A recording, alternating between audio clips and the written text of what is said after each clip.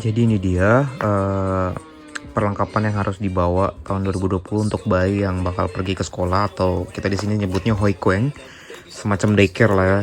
Jadi tapi ini sebenarnya tempat sekolah karena usianya dari 0 sampai usia 6 tahun. Nah, ini dia isi yang harus dibawa ya, perlengkapan yang harus dibawa. Nih dia, yang pertama tuh ada banyak banget nih. Ini apaan yang bucket school nih?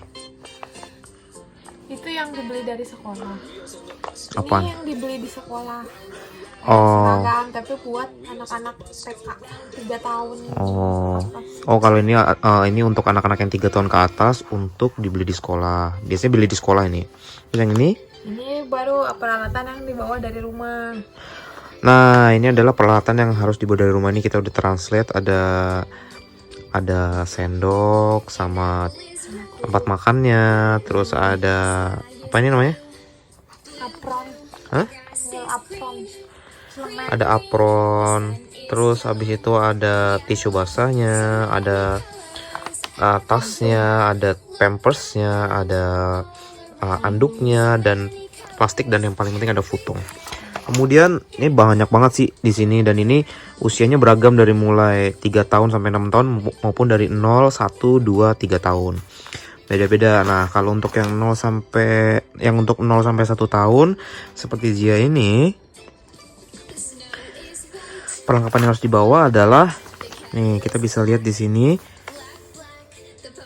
Nih, untuk 0 sampai 1, 2, 3 tahun perlengkapan yang harus dibawa adalah kasur.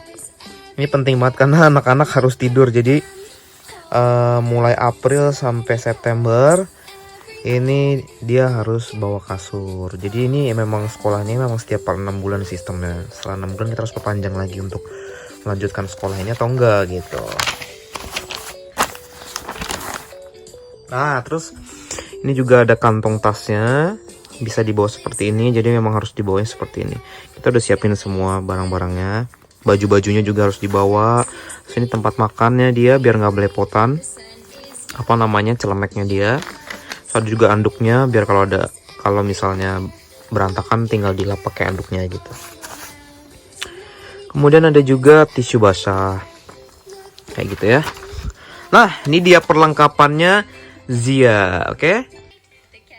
Nah, semua nama-namanya itu harus semua barang-barangnya itu harus dinamain kayak gitu. Namanya Zia gitu ya. Semuanya harus dinamain. Ini perlengkapan yang harus dibawa. Parah, banyak banget sih ini. Sampai botolnya pun harus dinamain Zia. Baju-bajunya pun ada nama Zia. Pampersnya pun harus dinamain Zia. Ini apa nih? Ada tasnya nih ya. Tas Ini buat apa? baju, tas buat popok dan plastik. Oh gitu. Tas buat Ini tas buat baju. Ini tas buat popok. Jadi beda-beda sekali lagi ya. Ini tas buat baju ganti. Oke, tas buat baju ganti. Tas buat popok dan plastik. Tas buat popok dan plastik. Kotornya. Plastik kotor. Oke. Ini tas. Plastik kotor ini buat pampers ya. Iya. Oke.